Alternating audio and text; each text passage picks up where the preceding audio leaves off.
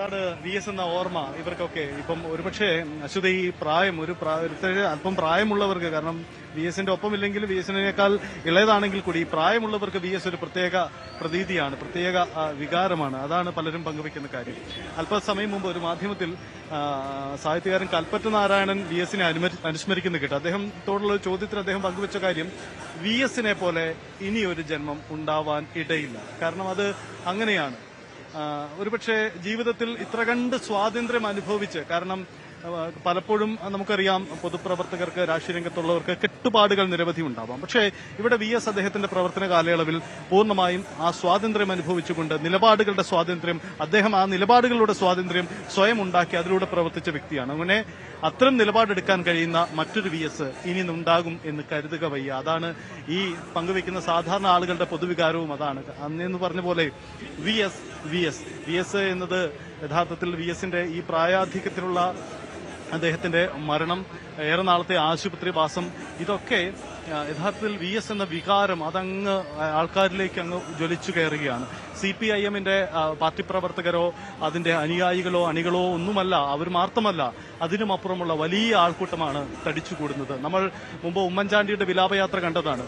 ആ വിലാപയാത്രയോ അതിനുമപ്പുറമോ വലിയ ആൾക്കൂട്ടമായി ഇത് മാറുന്നു എന്നതാണ് കാഴ്ച.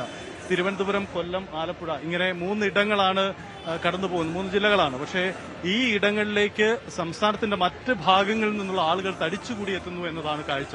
ഒരുപക്ഷെ തിരുവനന്തപുരത്തിന്റെ ഈ നഗരമേഖല കഴിഞ്ഞു കഴിഞ്ഞാൽ മറ്റിടങ്ങളിലൊക്കെ മറ്റു ജില്ലകളിൽ നിന്ന്, ഉദാഹരണം പത്തനംതിട്ടയിൽ നിന്നും, കോട്ടയത്ത് നിന്നും, ഇടുക്കിയിൽ നിന്നും, എറണാകുളത്ത് നിന്നുമൊക്കെ ആളുകൾ ഇങ്ങനെ തടിച്ചുകൂടി വരും എന്നതാണ് പ്രതീക്ഷിക്കുന്നത്. അത്തരത്തിലുള്ള ക്രമീകരണമാണ് ഒരുക്കിയിരിക്കുന്നത്. കണ്ണൂർ പോലെയുള്ള CPM-ന്റെ വളരെ ശക്തമായ, കമ്മ്യൂണിസ്റ്റ് പാർട്ടിയുടെ ശക്തമായ മേഖലകളിലൊക്കെ അവിടെ നിന്നൊക്കെ ആളുകൾ നാളെ ആലപ്പുഴയിലേക്ക് വലിയ രീതിയിലുള്ള വരവ് പ്രതീക്ഷിക്കുന്നുണ്ട്. അത്തരത്തിലുള്ള ക്രമീകരണങ്ങളും സംവിധാനങ്ങളും അവിടെ ഒരുക്കിയിട്ടുമുണ്ട്. ഈ കാണുന്ന വഴിയിലൂടെ വേണം വി എസിന്റെ വാഹനം കടന്നു വരണം. അതാണ് ക്രമീകരണം. 2 സൈഡിലുകളുമായി ആളുകളെ ക്രമീകരിച്ചുകൊണ്ട് അത്തരത്തിലുള്ള ക്രമീകരണം ഒരുക്കി കഴിഞ്ഞു. വി എസിന്റെ വാഹനം ഉടൻ തന്നെ ഇവിടേക്ക് കടന്നുവരും, വിലാപയാത്ര കടന്നുവരും. ആ ക്രമീകരണങ്ങൾ പൂർണ്ണമായിട്ടുണ്ട്. കഴക്കൂട്ടം മേഖല, കഴക്കൂട്ടത്ത് ഈ അതിർത്തി, തിരുവനന്തപുരം നഗരത്തിന്റെ അതിർത്തി മേഖലയിലേക്ക് കടക്കുകയാണ്. ഇനി അവിടെയും അതിഭയങ്കരമായ വലിയ ആൾക്കൂട്ടമാണ് ഉണ്ടായിക്കൊണ്ടിരിക്കുന്നത്. അശ്വതി, അതാണ് സജിത്ത്, വി എസ് ഒരു ക്രൗഡ് പുള്ളറാണ് വി എസ് എന്ന് അക്ഷരാർത്ഥത്തിൽ അദ്ദേഹത്തിൻ്റെ മരണത്തിലും പറയാമെന്നുള്ളതാണ്. കാരണം അദ്ദേഹത്തെ കേൾക്കാൻ വലിയ വിഭാഗം ആളുകൾ, അദ്ദേഹത്തിൻ്റെ പ്രസംഗം കേൾക്കാൻ എവിടെയൊക്കെയോ പോയി അദ്ദേഹത്തിനൊപ്പം സഞ്ചരിച്ച എത്രയോ ആളുകൾ. പക്ഷേ ഇത് നോക്കൂ, അദ്ദേഹം ഇനി സംസാരിക്കില്ല, ഞങ്ങളുടെ പ്രിയ സഖാവിന് ഞങ്ങളോട് മിണ്ടില്ല എന്നൊക്കെ അറിഞ്ഞിട്ടും അദ്ദേഹത്തെ കാണാനായി എത്തുന്ന ആളുകളുടെ എണ്ണം, അദ്ദേഹം ഒരു ക്രൗഡ് പുള്ളർ തന്നെയാണ് എന്ന് അക്ഷരാർത്ഥത്തിൽ തെളിയിച്ചിരിക്കുകയാണ്. ഈ രാത്രിയിലും ഇപ്പോൾ സമയം 7:30 കഴക്കൂട്ടം പിന്നിടുന്നതേ ഉള്ളൂ. കഴക്കൂട്ടം പിന്നിട്ട് വെട്ട് റോഡിലേക്ക് ഇനി പോകാനൊരുങ്ങുന്നതേ ഉള്ളൂ. ഇതുവരെയും തിരുവനന്തപുരം കടന്നിട്ടില്ല വി എസിൻ്റെ വിലാപയാത്ര. ആളുകൾ ഓരോ സമയത്തും കൂടി വരുന്നതേയുള്ളൂ എന്നുള്ളതാണ്. ഒരു കാലത്ത് വി എസിൻ്റെ പ്രസംഗങ്ങളെക്കുറിച്ച് പറയുമ്പോൾ വി എസ് മത്സരിക്കേണ്ട എന്ന് പാർട്ടി വേദികളിൽ പറഞ്ഞ നേതാക്കൾ പോലും അവർ മത്സരിക്കുന്ന മണ്ഡലത്തിലേക്ക് വി എസിനെ വിളിച്ച് ആ വേദികളിൽ പ്രസംഗിക്കാൻ എത്തണമെന്നും പ്രചാരണത്തിന് എത്തണമെന്നുമൊക്കെ ആവശ്യപ്പെട്ട ആ കാലമുണ്ടായിരുന്നു എന്നുള്ളതാണ്. അന്നൊക്കെ വി എസിൻ്റെ പ്രായം നമ്മൾ കണക്കിലെടുക്കണം. എത്രത്തോളം ഊർജ്ജസ്വലമായാണ് ആ പ്രായത്തിലും വി എസ് നടന്നത് എന്നുള്ളതാണ്. 13 കാസർഗോഡ്, നമ്മൾ മലമ്പുഴ മണ്ഡലത്തിൽ സ്ഥാനാർത്ഥിയായി മത്സരിക്കുന്നതിനൊപ്പം കാസർഗോഡ് മുതൽ തിരുവനന്തപുരം വരെ 13 ദിവസം നീണ്ട ഒറ്റത്തവണ പ്രചാരണ പര്യടനം നടത്തിയ വി എസിനെ നമ്മൾ ഓർക്കുന്നുണ്ട്. 82 വയസ്സാണ് വി എസിന് അന്ന് എന്ന് ഓർക്കണം. 82 വയസ്സുള്ള ഒരു മനുഷ്യൻ, നമ്മൾ സാധാരണ നമ്മുടെ വീട്ടിലൊക്കെയുള്ള ആളുകളുമായി ഒന്ന് തട്ടിച്ചു നോക്കിയാൽ നമുക്ക് മനസ്സിലാകും ആ പ്രായാധിക്യം എത്രത്തോളമാണ്, അല്ലെങ്കിൽ ആരോഗ്യ പ്രശ്നങ്ങളൊക്കെ എത്രത്തോളം വരാവുന്ന പ്രായമാണ് അത് എന്ന്. പക്ഷേ അപ്പോഴും വി എസ് അന്ന് പ്രസംഗിച്ചത് 65 പൊതുയോഗങ്ങളിലാണ് എന്നുള്ളതാണ്. ഒരു പൊതുയോഗത്തിൽ എത്ര മണിക്കൂർ അദ്ദേഹം സംസാരിക്കുമായിരിക്കും? അദ്ദേഹത്തിൻ്റെ പ്രസംഗം, അദ്ദേഹത്തിൻ്റെ വാക്കുകൾ, അദ്ദേഹത്തിൻ്റെ ആംഗ്യം, അതെല്ലാം ഇഷ്ടപ്പെട്ടിരുന്ന ആളുകൾക്കിടയിലേക്ക് വി എസിനെ താരമാക്കി ഇറക്കി, താരപ്രചാരകനാക്കി ഇറക്കി രക്ഷപ്പെടാം അല്ലെങ്കിൽ ജയിക്കാം എന്ന് ആത്മവിശ്വാസമുണ്ടായിരുന്ന സ്ഥാനാർത്ഥികളാണ് അന്നുണ്ടായിരുന്നത് പാർട്ടിയിൽ എന്ന് നമ്മൾ മനസ്സിലാക്കണം. അപ്പോൾ ആ നേതാവിൻ്റെ വില, അതാണ് ആ നേതാവിൻ്റെ വില എന്ന് പറയുന്നത്. ആ നേതാവ് അദ്ദേഹം മണ്ണിലേക്ക് മടങ്ങുമ്പോൾ അദ്ദേഹം വിട പറയുമ്പോൾ അദ്ദേഹത്തിന് അത്രത്തോളം തന്നെ ഊർജത്തോടെ നോക്കൂ, ഇപ്പോൾ ആ ഇരുട്ടത്ത് ആളുകൾ ഓടുകയാണ് ആ വാഹനത്തിനൊപ്പം.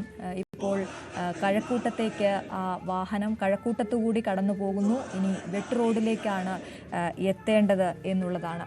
VSന്റെ സ്ഥാനമാനങ്ങളുടെ കാര്യമായാലും VS അതിലും മുന്നിലാണ്. VS വഹിക്കാത്ത പദവികൾ വളരെ കുറവാണ് എന്നുള്ളതാണ്. 1956-ൽ VS കമ്മ്യൂണിസ്റ്റ് പാർട്ടി ആലപ്പുഴ ജില്ലാ സെക്രട്ടറി ആവുകയായിരുന്നു. പിന്നീട് സംസ്ഥാന കമ്മിറ്റി അംഗമായി, സംസ്ഥാന സെക്രട്ടേറിയറ്റ് അംഗമായി, കേന്ദ്ര കമ്മിറ്റി അംഗമായി, സംസ്ഥാന സെക്രട്ടറിയായി, PB അംഗമായി. ഇതൊക്കെ ഒരു വളർച്ചയുടെ വലിയ പടവുകൾ കയറുകയായിരുന്നു. അങ്ങനെ VSന്റെ ജീവിതം കേരളത്തിലെ രാഷ്ട്രീയ ചരിത്രമാണ് എന്ന് തന്നെ പറയാം. VS വഹിക്കാത്ത പദവികൾ ചുരുക്കമാണ് എന്ന് തന്നെ പറയാം.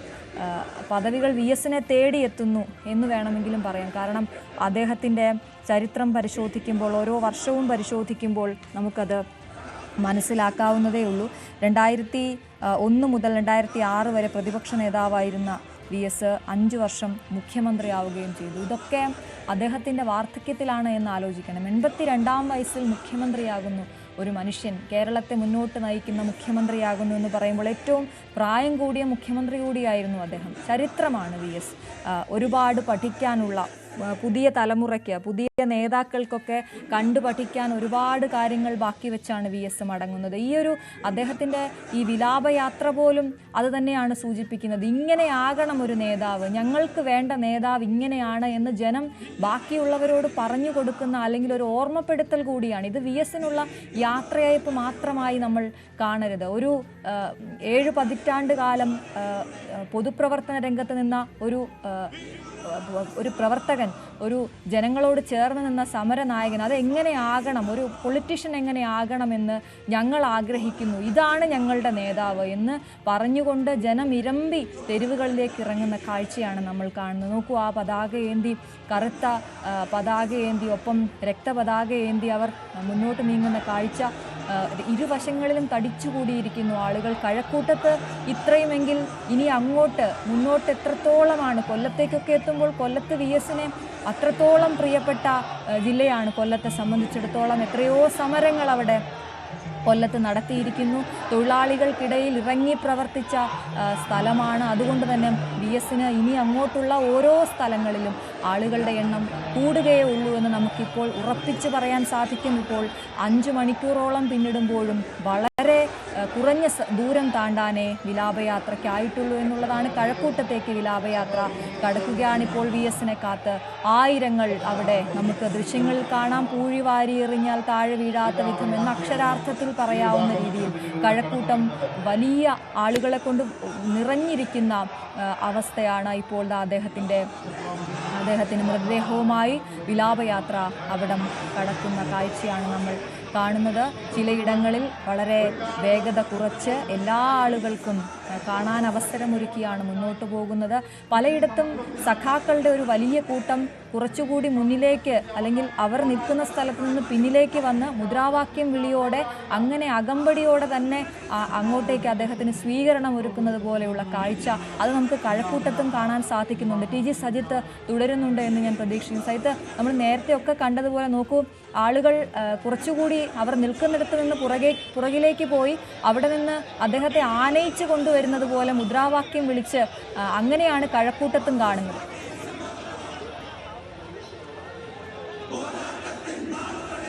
അശ്വതി, അങ്ങനെയാണ്. ഇത് കഴക്കൂട്ടത്തേക്ക് എത്തിക്കഴിഞ്ഞു VSന്റെ വിലാപയാത്ര ഇവിടെ എത്തിക്കഴിഞ്ഞു. കഴക്കൂട്ടത്ത് ഓവർബ്രിഡ്ജിന് സമീപത്ത് കൂടി ഇതാ വിലാപയാത്ര ഉടൻ കടന്നു വരികയാണ്. അപ്പോൾ പ്രവർത്തകർക്കൊക്കെ ഉച്ചത്തിൽ മുദ്രാവാക്യം വിളിച്ചുകൊണ്ട് ആവേശത്തിൽ VSന് വിട ചൊല്ലുകയാണ്. ഇവിടെ യഥാർത്ഥത്തിൽ ദുഃഖമല്ല, അതിനുമപ്പുറം VS നഷ്ടപ്പെടുന്നു എന്നതിനൊപ്പം VS എന്ന അതുല്യൻ, VS എന്ന മഹാമേരു, അയാൾ യാത്ര ചെയ്ത ഇടങ്ങളൊക്കെ ഓർമ്മപ്പെടുത്തുന്ന രീതിയിൽ അഭിമാനത്തോടെ VSന് വിട ചൊല്ലുന്നു. അങ്ങനെ VSന് മുഷ്ടി ചുരുട്ടി ആകാശത്തേക്ക് മുദ്രാവാക്യം വിളിച്ചുകൊണ്ട് VSന് വിട നൽകുന്നു എന്ന ഒരു പ്രതീതിയാണ്. വൈകാരിക വായ്പകളുടെ അങ്ങേത്തലമാണ് പലയിടങ്ങളിലും പല ആളുകളും. മുമ്പേ പ്രകടിപ്പിച്ച വൈകാരിക തലത്തിൽ പ്രകടിപ്പിച്ച അമ്മമാരുടെയൊക്കെ പ്രതികരണം നമുക്ക് കേട്ടറിയാം. VS പകരം VS മാത്രം, മറ്റൊരാളില്ല. ഇത് തന്നെയാണ് ഇവിടെ കൂടുന്ന ആളുകൾക്കെല്ലാം പങ്കുവയ്ക്കാനുള്ളത്. ഇപ്പോൾ സമയമേറെ വൈകുകയാണ്. ഇനിയും രാത്രി വൈകുമ്പോൾ സ്വാഭാവികമായും വൻ തിരക്ക്, വലിയ ജനത്തിരക്കിലേക്ക് തന്നെ അത് മാറും. അപ്പോൾ ആ ജനത്തിരക്കിനെ നിയന്ത്രിക്കാൻ കഴിയാത്ത സാഹചര്യമായി തന്നെ അത് മാറുകയും ചെയ്യും. VS വാഹനം, VS മൃതശരീരം വഹിച്ചുകൊണ്ടുള്ള വാഹനം കഴക്കൂട്ടത്ത് എത്തുകയാണ്. ഇവിടെ കൂടി നിൽക്കുന്ന ആളുകൾക്കിടയിലൂടെ കടന്നു വരികയാണ്. കൊല്ലം ജില്ലയിൽ നിന്നും മറ്റും ഇവിടേക്ക് വന്നവരുണ്ട്. ഇവർ വീണ്ടും കൊല്ലത്തേക്ക് യാത്ര ചെയ്യുകയാണ് VS-നൊപ്പം. അതാണ് അവർ പ്രഖ്യാപിച്ചിരിക്കുന്നത്. അങ്ങനെ ഈ സംസ്ഥാനത്തിന്റെ പലയിടങ്ങളിൽ നിന്നുമുള്ള ആളുകൾ പല സ്ഥലങ്ങളിലായി തിങ്ങിക്കൂടുകയാണ്. ഈ ദേശീയപാതയുടെ ഇരുഭാഗങ്ങളിലുമായി ഇങ്ങനെ തിങ്ങിക്കൂടിയ ആളുകൾ വന്നുകൊണ്ടിരിക്കുകയാണ്. അവർക്ക് VS-നെ ഒരു വാക്കെങ്കിലും കാണണം. നാളെ ആലപ്പുഴ അക്ഷരാർത്ഥത്തിൽ എല്ലാ അർത്ഥത്തിലുമുള്ള ഒരു ജനസമുദ്രമാകുമെന്ന് തന്നെയാണ് പ്രതീക്ഷിക്കുന്നത്. കാരണം ആലപ്പുഴയിലേക്ക് എല്ലാ സമീപ ജില്ലകളിൽ നിന്നുള്ള ആൾക്കൂട്ടമുണ്ടാകും. ഈ വഴിയോരങ്ങളിലുള്ളവരെ കണ്ട് അവർക്ക് VS-നെ ഒരു നോക്ക് കണ്ടതിന് ശേഷം വേണം അവിടേക്ക് VS-ന് സ്വന്തം ജന്മനാട്ടിലേക്ക് മടങ്ങിയെത്താൻ. അവിടെ എത്തുമ്പോഴാണ് ആ കാഴ്ചകളും ഉണ്ടാവുക. എന്തായാലും VS-ന് ആ വിലാപയാത്ര ഇതാ കഴക്കൂട്ടത്തെ നഗരവീഥികളിലൂടെ കടന്നു വരികയാണ്. VS-ന്റെ വിലാപയാത്ര. VS-നെ അവസാനമായി ഒന്നുകൂടി കാണുന്നതിന് വേണ്ടി ആളുകൾ തടിച്ചുകൂടുകയാണ്. ആ വാഹനത്തിന്റെ ഇരുവശങ്ങളിലും തുറന്നിട്ടുകൊണ്ട് അവിടെ ആളുകൾക്ക് കാണുന്നതിനുള്ള സംവിധാനങ്ങളൊക്കെ ഒരുക്കിയിട്ടുണ്ട്. അങ്ങനെയുള്ള ക്രമീകരണം അവിടെ ഒരുക്കി കഴിഞ്ഞു. ഇതാ വാഹനം ഉടൻ തന്നെ ഇവിടേക്ക് കടന്നുവരും. വിലാപയാത്ര ഉടൻ തന്നെ കടന്നുവരും. റോഡിന്റെ ഇരുവശങ്ങളിലും തിങ്ങിക്കൂടി നിൽക്കുന്ന ആളുകൾക്കിടയിലൂടെ വിലാപയാത്ര കടന്നു പോകും. വൈകാരിക വായ്പകൾ പലതുണ്ട്. കാരണം ചിലരൊക്കെ പൊട്ടിക്കരയുന്നുണ്ട്. ചിലർ മുഷ്ടി ചുരുട്ടി മുദ്രാവാക്യം വിളിച്ചുകൊണ്ട് VS-ന് അഭിവാദ്യം അർപ്പിച്ചുകൊണ്ട് അദ്ദേഹത്തിന് വിട ചൊല്ലുകയാണ്. അങ്ങനെ ഒരു കമ്മ്യൂണിസ്റ്റ് നേതാവിന് യഥാർത്ഥത്തിൽ അദ്ദേഹത്തിന് എങ്ങനെ വേണം വിട ചൊല്ലേണ്ടത്, അത് അതേ അർത്ഥത്തിൽ തന്നെ വിട ചൊല്ലുന്നവരുണ്ട്. അദ്ദേഹത്തിന്റെ വൈകാരികമായി ഈ അദ്ദേഹത്തോടുള്ള ആ ബന്ധം പ്രകടിപ്പിക്കുന്നവരുണ്ട്. ചിലരൊക്കെ VS-നെ ടെലിവിഷനിലൊക്കെ മാത്രം കണ്ടവരാണ്. അവർക്കൊക്കെ VS മറ്റൊരു തലത്തിലാണ് അനുഭവപ്പെടുന്നത്. നേരിട്ട് കണ്ടവരുണ്ട്, നേരിട്ട അനുഭവങ്ങൾ ഓർത്തെടുത്തവരുണ്ട്. ഇങ്ങനെയൊക്കെ പലതരത്തിലുള്ള ആളുകളുണ്ട്. ഇവർക്കൊക്കെ VS അതൊരു വികാരമാണ്. VS എന്ന വ്യക്തി ഇനിയൊരു VS ഇല്ല എന്ന ഓർമ്മപ്പെടുത്തൽ കൂടി ഇവരൊക്കെ പങ്കുവയ്ക്കുന്നു എന്ന കാര്യം കൂടിയുണ്ട്. എന്തായാലും വിലാപയാത്ര അശ്വതി ഇവിടേക്ക് ഉടൻ തന്നെ പ്രവേശിക്കും. വലിയ ആൾക്കൂട്ടം, അതിന് നടുവിലൂടെ VS-ന്റെ വിലാപയാത്ര, ആ മൃതശരീരം വഹിച്ചുകൊണ്ടുള്ള വാഹനം കടന്നു വരിക.